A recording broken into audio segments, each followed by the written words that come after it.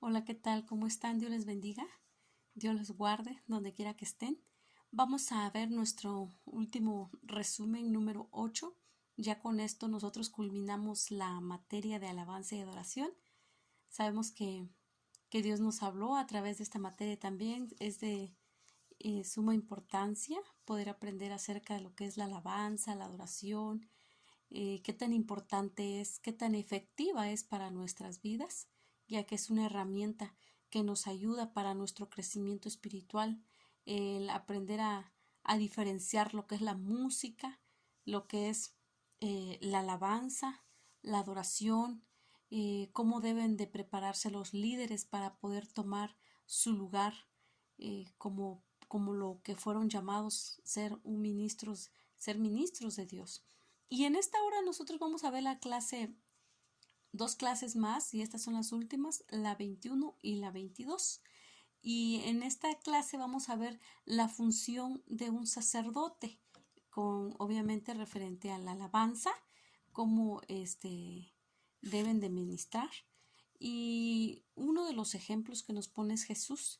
Jesús es nuestro sumo sacerdote y nosotros compartimos también su sacerdocio.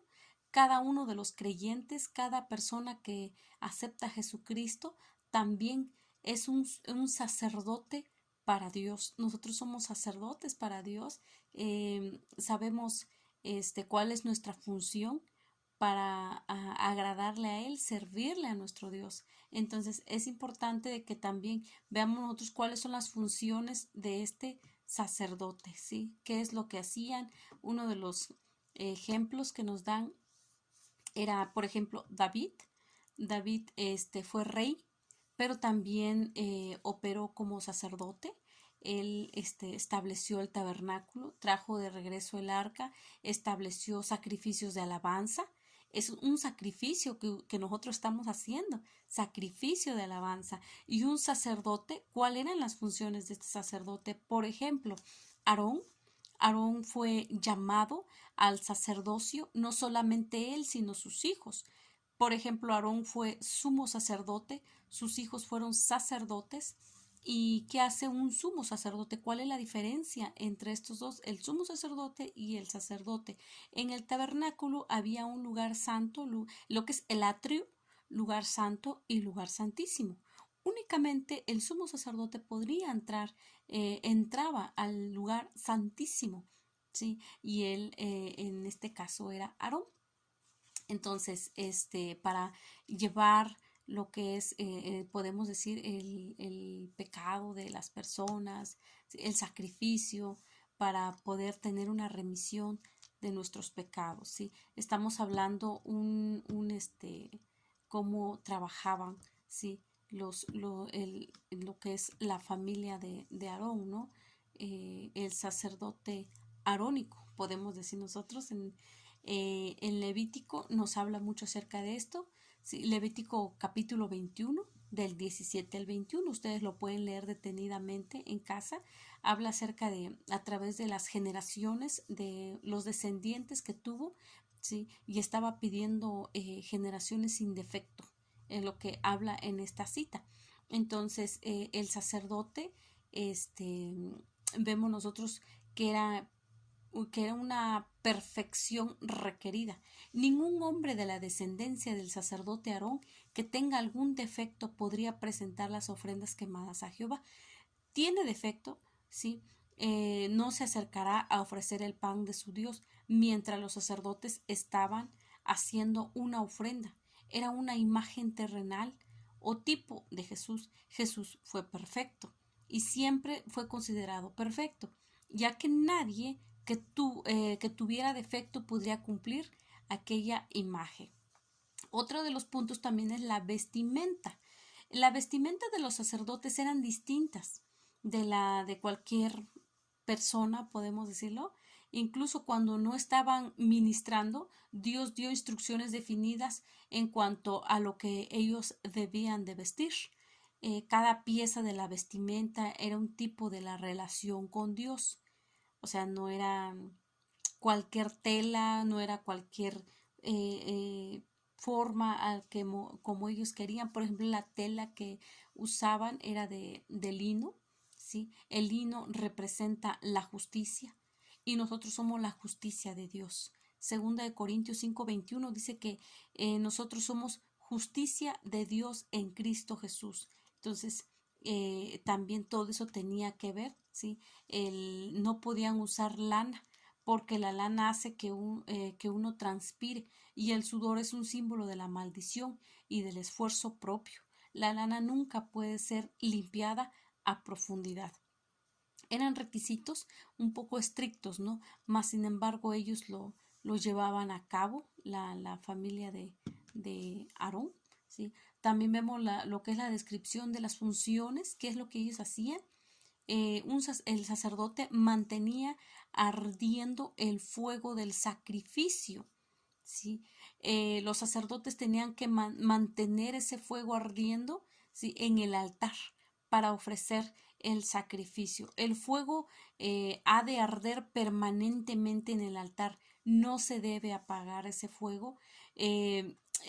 Nosotros que vamos y ofrecemos sacrificio de alabanza a Dios, el fuego del Espíritu Santo que está en nosotros no se debe de apagar, al contrario, se tiene que estar, le tenemos que meter leña, le tenemos que estar en comunión con Dios para que ese fuego no se apague, para que nosotros podamos buscar a nuestro Dios, porque como sacerdotes sabemos cuál es nuestra posición, sabemos cuáles nuestras funciones como hijos de Dios.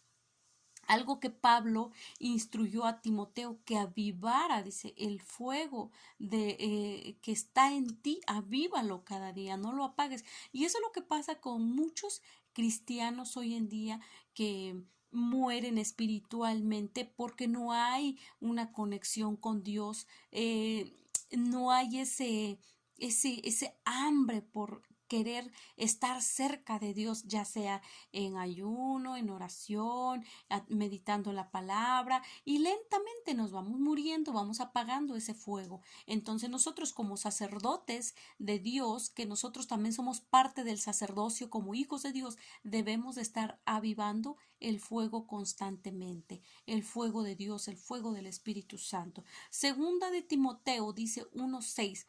Por esta razón te vuelvo a recordar que avives, le dice Pablo a Timoteo, el don de Dios que está en ti por la imposición de mis manos. Avívalo, no lo dejes apagar, ¿no? Entonces es algo que nos están indicando. Si ustedes recuerdan, también hay una parábola acerca de las 10 vírgenes, que sus lámparas, 5 mujeres prudentes y 5 insensatas, nos habla esta parábola, ¿no? De que las 5 prudentes tenían ese aceite, ¿no? Ese activado en sus lámparas, había fuego, había luz, pero más las 5 insensatas, podemos decirlo, se confiaron, mas sin embargo no fueron recibidas por el esposo. Entonces nosotros no podemos estar confiados, no podemos decir, pues mañana lo hago, mañana hago esto. Lo que podemos hacer hoy hay que hacerlo. Si usted tiene la necesidad de ir a visitar a alguien o si usted dice, yo voy a ir al culto, no puedo estar sin congregarme, hay que buscar. Hay muchas maneras de cómo poder mantener el fuego del Espíritu Santo en nuestra vida, de tener esa conexión con nuestro Dios.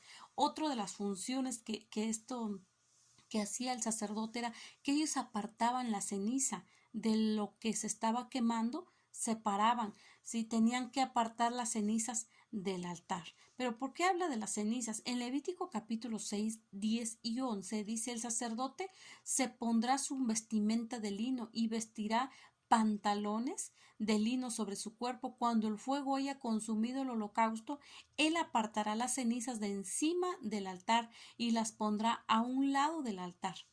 Después se quitará sus vestiduras y se pondrá otras vestiduras para llevar las cenizas fuera del campamento a un lugar, ¿sí?, purificado. Separar las cenizas, ¿sí? Entonces todo eso era lo que ellos hacían.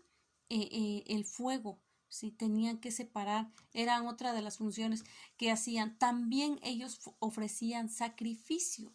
Los sacerdotes eran los únicos que podían ofrecer sacrificio a Dios, ¿sí? No tenía que ser el pueblo, no había un rol que podemos decir que ellos se rolaban para poder ofrecer sacrificio. Los únicos que lo hacían eran los sacerdotes. Era parte de su función. Esto es lo que le dice en Éxodo: ofrecerás sobre el altar cada día continuamente 2 corderos de un año, ofrecerás uno de los corderos al amanecer y otro cordero al atardecer. Les empieza a dar instrucciones a los sacerdotes cómo poder ofrecer el sacrificio. Entonces, todo estas cosas, estas funciones lo tenía que llevar a cabo el sacerdote. También ellos daban lo que es la bendición. Los sacerdotes debían de bendecir al pueblo. En Levítico 9:22 dice: después Aarón alzó sus manos hacia el pueblo y lo bendijo. Y descendió después de ofrecer el sacrificio por el pecado, el holocausto, los sacrificios de paz. Todo esto ellos tenían, ¿sí?, la responsabilidad de bendecir al pueblo de Dios. También ellos daban ofrendas físicas. Los sacerdotes siempre llegaban a la presencia del Señor con una ofrenda. En primer libro de Crónicas 16:29 dice: dad a Jehová la gloria debida a su nombre, traed ofrendas y venid ante su presencia, adorad a Jehová en la hermosura de la santidad. En Éxodo 23:15 dice: guardarás la fiesta de los panes sin levadura, 7 días comerás panes sin levadura, como te he mandado, en el tiempo señalado en el mes de Abib, porque en él saliste de Egipto, y nadie se presentará delante de mí con las manos vacías. Pero rescatarás con un cordero el primerizo del asno, y si no lo rescatas, le romperás, ¿sí?, la nuca. Dice: también rescatarás todo primogénito varón de tus hijos, y nadie se presentará delante de mí con las manos vacías. Son las funciones que el sacerdote, ¿sí?, hacía. También daban ofrendas sacrificales, ¿sí?, sacrificiales. Una de las funciones de los sacerdotes arónicos era ofrecer sacrificio. Todavía debemos ofrecer sacrificios espirituales. Hay una cita que hemos estado repitiendo mucho del libro de Juan, que dice que Dios busca verdaderos adoradores, adoradores que saben, que reconocen cuál es su posición, al darle una alabanza sincera, una alabanza de corazón a nuestro Dios, buscarle a Él en adoración. No solamente cuando todo marcha bien, sino en las buenas y en las malas, estemos tomando nuestra función como sacerdotes, dándole a Dios sacrificio de alabanza. Esa es una función, ese es un buen adorador, como lo dice en Juan capítulo 4, un buen adorador, porque tales adoradores Dios busca que le adoren en espíritu y en verdad. Entonces Dios no está buscando a alguien que quieras, no, es alguien que aprende a adorar, que sabe cómo adorar a Dios. No falsos adoradores, sino adoradores que le adoren en espíritu y en verdad. Pero nosotros estamos checando lo que es el sacerdocio. ¿Cuáles son los requisitos? Porque también hay requisitos para este llamado, requisitos del sacerdocio arónico. Ellos, ¿cuál era el requisito? Es importante entender 4 cosas que aplicaban a los sacerdocios en el Antiguo Testamento. Ellos eran separados. Vamos a ver lo que es la separación. La posición del sacerdote debía ser santificado o separación del mundo. No tenía que mezclarse con las costumbres, usos y costumbres del mundo, la forma de pensar del mundo. Entonces, está claro esta enseñanza, porque si nosotros ya fuimos comprados, fuimos lavados con la sangre de Jesucristo, no tenemos por qué mezclarnos con las cosas de este mundo. El mundo pasa y sus deseos, pero nosotros somos eternos en Cristo Jesús. Nosotros no tenemos por qué andar viendo todo lo que el mundo ofrece. Todo lo que el mundo ofrece es pasajero, pero lo que mi Dios ofrece es eterno, es para vivir una eternidad en Él. Entonces, desde el momento de que usted y yo hemos aceptado a Cristo, hemos hecho ese compromiso de fidelidad, ese compromiso de seguirle, de buscarle, fuimos separados para Él. Entonces, usted y yo como sacerdotes de Jesucristo nos separamos para su reino, para su servicio. Nos separamos para rendirle adoración a nuestro Dios.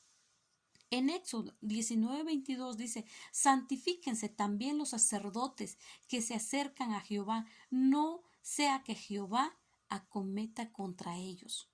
Porque a veces hay pueblo de Dios hoy en día que toman a la ligera las cosas de Dios. Y hay que tener mucho cuidado porque Dios conoce los corazones. Y Dios es un Dios de amor, claro. Dios es un Dios un Dios misericordioso, es un Dios bondadoso, ¿sí? Dilata en enojarse, dice, pero es grande su misericordia es tan grandísima. Pero no tentemos a nuestro Dios en mezclarnos, en estar un pie en el mundo y un pie en el reino celestial y un pie en el reino natural. No, hermanos. Entonces, la separación. La familia sacerdotal estaba separado para el trabajo de Dios, para el servicio a Dios. Estaban separados. Usted y yo estamos separados para agradarle a nuestro Dios, para trabajar en lo que Él diga, en lo que Él mande. Nosotros debemos estar dispuestos y no mezclarnos con las costumbres, con las tradiciones de este mundo. No hay que mezclarnos. Otra cosa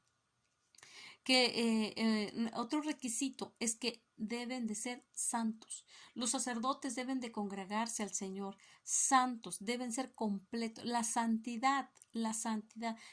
Sin santidad nadie va a ver a Dios. Entonces nosotros debemos de reconocer que si Dios es santo, entonces yo también soy santo.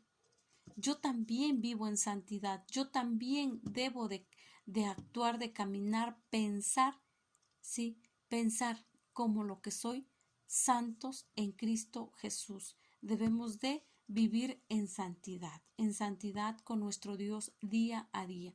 Sí, entonces, otro es que eran ordenados. Sí, eran ordenados. El ministerio y función de los sacerdotes era acercarse a Dios. Los sacerdotes representaban al pueblo y el pueblo tenía que ser separado de los otros pueblos del mundo, una nación santa, tenían que ser una nación de sacerdotes para Dios. Eso es lo que Dios pide, un orden. Dios es un Dios de orden. Otra cosa también, la limpieza. Se requería que los sacerdotes se lavaran las manos y los pies antes de ministrar, antes de poder entregarle mi ofrenda a Dios, de entregarle mi sacrificio a Dios. ¿Cómo está mi corazón? Yo debo ver cómo está mi corazón, cómo está mi mente, qué es lo que hay en mi corazón, porque yo no puedo darle algo a Dios, decirle, Señor, te entrego mi sacrificio.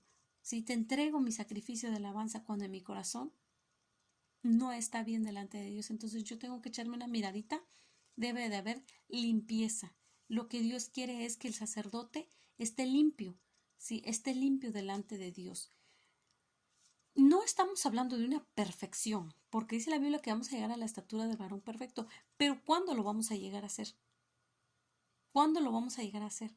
Debemos de trabajar, de invertir en nuestra vida para poder llegar a esa estatura del varón perfecto. Entonces, estamos viendo lo que son las funciones. Otro punto también, la alabanza debe de ir en relación con la unidad. Ese es otro punto importante, la alabanza. El éxito en la alabanza tiene mucho que ver con mi relación con mi hermano en la fe, tiene que ver mucho con mi familia, tiene que ver, es decir, con mi prójimo. Tiene que ver mucho la unidad. dentro de la alabanza es un punto importantísimo. Algo que el salmista David decía en el Salmo 133: mirad cuán bueno y cuán delicioso es habitar los hermanos juntos en armonía. Está hablando puntos importantes, ¿sí? Puntos, por ejemplo, la armonía, ¿sí? Con mis hermanos, ¿sí? Yo tengo que tener una armonía, una unidad.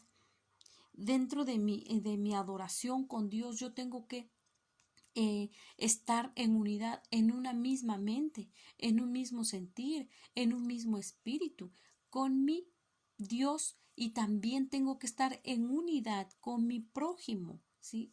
La unidad de la alabanza es importante porque las personas que adoran a Dios necesitan estar en armonía.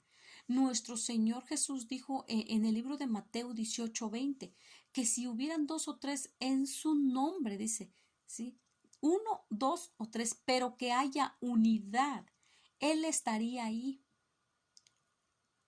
Ahora imagínese en un pueblo grande donde usted la congregación más de 100 miembros y que haya unidad. ¿Se imagina el pero lo sobrenatural que actuaría Dios? Dios es un Dios sobrenatural, pero muchas veces nuestra fe atrae lo que Dios va a hacer. Y a veces no hay unidad y le cantamos del labio para afuera. No hay unidad. Entonces dice que donde están dos o tres congregados en el nombre de Dios, ahí está Él, porque Él lo que busca es la unidad, que haya unidad, ¿sí? Siempre, siempre. La unidad, hermanos, es indispensable, ¿sí? En la alabanza. Es indispensable, es tan importante, ¿sí? Una de las razones por qué Dios escogió un solo lugar de culto, dice, era para preservar la unidad en la congregación, unidad en el pueblo de Dios. Lo recomendado es la unidad entre los hermanos, que no haya conflicto, y a veces sí lo hay. Somos de diferente carácter, de diferente forma de pensar, o a lo mejor a veces el hermano viene con problemas, no sabemos cómo le fue en el trabajo, tendrá problemas laborales, problemas familiares, problemas personales, problemas sociales, y a veces todo eso, a veces abarca que nosotros no podemos estar en unidad dentro de la alabanza. Entonces, nosotros debemos de saber la unidad, qué es lo que implica. Implica estar completos, tener la unidad, debe abarcar en todo, ¿sí? En todo, sin parcialidad. También lo que implica abundancia, la bendición de Dios a su pueblo unido, ¿sí? Unido, hay abundancia, hay bendición. También otro punto que implica lo que es la unidad es la extensión. Las bendiciones de Dios no son para algunos pocos, sino que se extiende a todos, ¿sí? En unidad. De igual manera, cuando los cristianos habitamos en armonía, es como una agradable fragancia para nosotros y para los de afuera. Entonces, es de suma importancia reconocer, ¿sí? Que la unidad dentro de la alabanza es de suma importancia, es de bendición, porque es lo que Dios quiere, que nosotros aprendamos a estar en unidad, porque no puedo decir yo tengo amor, sí, yo tengo amor, pero no lo demuestro, entonces no es en vano, ¿no? Sin amor, dice, nada vale.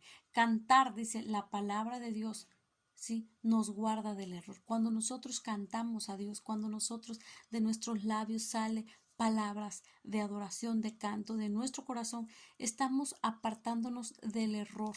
¿Sí? Debe morir en nosotros de una vez por todas. Debe de gobernar Cristo y convertirse el centro de nuestra vida. Que nuestro yo vaya muriendo lentamente, pero que sea Cristo viviendo, tomando el lugar en nuestra vida. Cada día de nuestra vida, siempre, siempre que sea Él ayudándonos, guiándonos, porque nada es fácil, ¿sí? Es difícil, pero no imposible. Con la ayuda de Dios podemos buscarle a nuestro Dios, buscar, si sabemos qué es lo que Dios quiere de nosotros, demanda unidad en la alabanza, demanda eso de nosotros, ¿sí? Que de nosotros salga eso de querer buscar la unidad dentro de la alabanza. Bueno, hermanos, hasta aquí nosotros vimos lo que es el resumen de estas dos clases. No olviden realizar su tarea, actividades, también el examen. Yo declaro que ustedes tienen la mente de Cristo y les va a ir muy bien. Van a sacar buena calificación en este segundo examen. Y con esto ya terminamos esta materia. Espero que haya sido de bendición para su vida. Muchas gracias por su atención. Gracias, que Dios les bendiga y que la paz de Dios esté con ustedes. Dios les bendiga. Bendiciones.